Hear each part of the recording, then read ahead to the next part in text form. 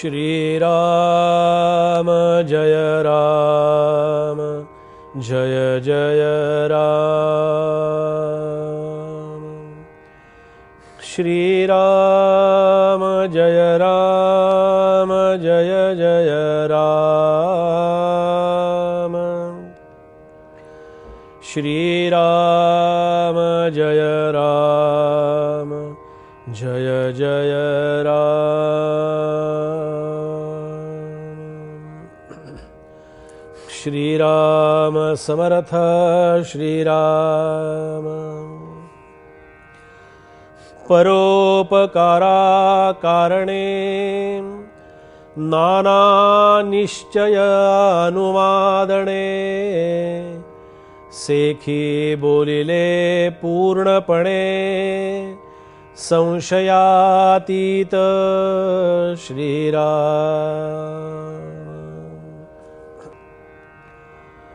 समर्थांच्या दासबोध ग्रंथातील कवेश्वर स्तवन त्याचं चिंतन आपलं सुरू आहे। या कवेश्वर स्तवनामध्ये समर्थ असं म्हणतात की परोपकारा कारणे नाना निश्चय अनुवादणे सेखी बोलिले पूर्णपणे संशयातीत। केवळ परोपकारासाठी अनेक प्रकारचे सिद्धांत। आता हा परोपकार जो आहे, हा परोपकार करणं हा मानवी जीवनाचा धर्म आहे, हे मानवी जीवनाचं कर्तव्य आहे। जेव्हा परोपकारासाठी आपला स्वतःसाठी आपण सगळेजण करत असतो, झटत असतो, स्वतःसाठी काही कर असं सांगावं लागत नाही, पण मी स्वतः माझ्यासाठी करूनही मी दुसऱ्यासाठी काहीतरी करावं, दुसऱ्यासाठी काहीतरी सांगण्याचा प्रयत्न करावा। जेवढं म्हणून मला शक्य होईल, जेवढं करता येईल तेवढा करण्याचा मी प्रामाणिकपणे प्रयत्न करणं हा खरा परोपकार। आणि परोपकाराच्या राशी असं समर्थाने तिचं वर्णन केलेलं आहे। केवळ परोपकारासाठी अनेक प्रकारचे सिद्धांत कवी आपल्या माध्यमातून सांगत असतात की परोपकार कोणकोणत्या माध्यमातून होऊ शकतो। परोपकार करण्यासाठी माणसामध्ये जी सात्विकता, माणसामध्ये जे मनुष्य धर्म, माणूस धर्म त्याच्यामधला जागा राहणं आणि त्याच्यातला मनुष्यपण किंवा माणूस धर्म सतत अखंड जागा राहणं फार महत्त्वाचं असतं। आधी त्याच्यातली मनुष्यपणाची वृत्ती जी आहे, म्हणजे मी माणूस आहे आणि माणसानं माणसावरती धर्म करावा, माणसाने मुख्य प्राण्यांच्यावरतीही धर्म करावा आणि त्याच्यावरतीही परोपकार करावा।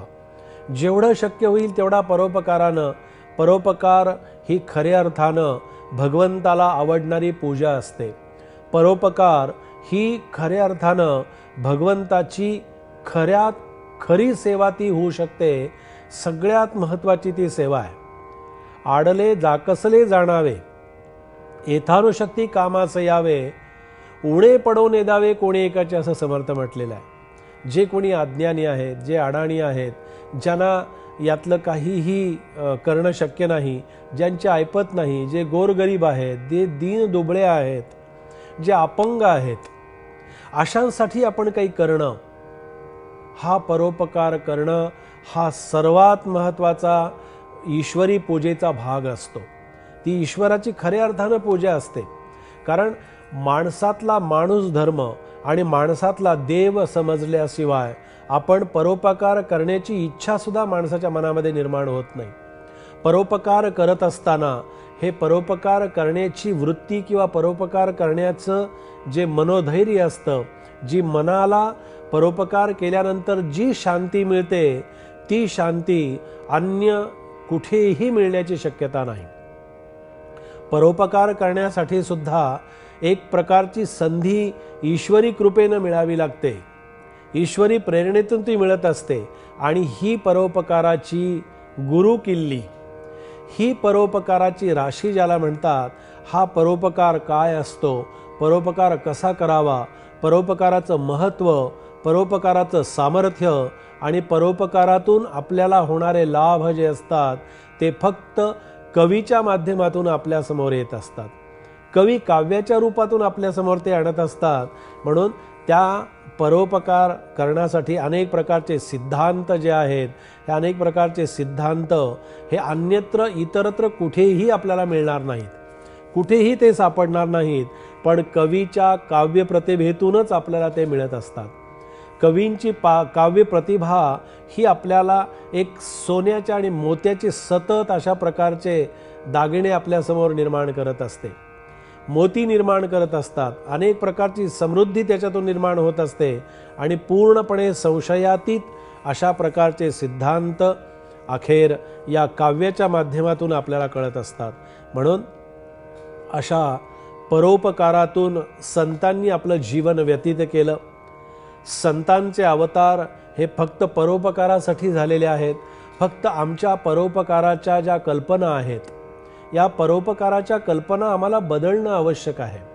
आम्ही काय करतो, परोपकार करताना दुसऱ्या व्यक्तीकडून आम्ही काहीतरी आमच्या स्वार्थाची कल्पना ठेवूनच परोपकार करतो. आमचा काहीतरी त्याच्यामध्ये स्वार्थी हेतू ठेवून आम्ही त्याचं काम करण्याचा प्रयत्न करतो की मी त्याच्या आत्ता उपयोगी पडलो म्हणजे मला माझ्या वेळेला उपयोगी पडेल. हीच मनामध्ये धारणा असते. याला परोपकार म्हणत नाहीत. याला परोपकार अशा प्रकारची संज्ञा देणं हे सुद्धा उचित ठरत नाही. परोपकार हा निस्वार्थ प्रेमातून झाला पाहिजे. परोपकार हा निस्वार्थी वृत्तीतूनच जन्माला येत असतो आणि तो परोपकार आम्हाला लाभणं, त्या परोपकाराची संधी निर्माण होणं ही सुद्धा ईश्वरी कृपेची देणगी असते. ती सुद्धा ईश्वराची प्रेरणा असते आणि त्या ईश्वराच्या प्रेरणेतूनच हे साध्य होत असतं, हे सगळं काही घडत असतं. म्हणून कवी हा ईश्वरी कृपेचा आमच्यावरती लाभलेला फार मोठा एक कृपेचा वर्षाव आहे असं आपल्याला म्हणता येईल. की आम्ही जर परोपकार केला नाही तर आमचं जीवनच सफल होणार नाही. आमच्या जीवनामध्ये जोपर्यंत आम्ही दुसऱ्यावरती काहीतरी उपकार करत नाही, जोपर्यंत आम्हाला उपकृत करण्यासाठी, आम्ही स्वतः उपकृत होण्यासाठी जोपर्यंत दुसऱ्यावरती उपकार आम्ही करत नाही, पण उपकाराची परतफेड हा विषय मात्र इथे येऊ नये. कारण उपकाराची परतफेड होऊ शकत नाही.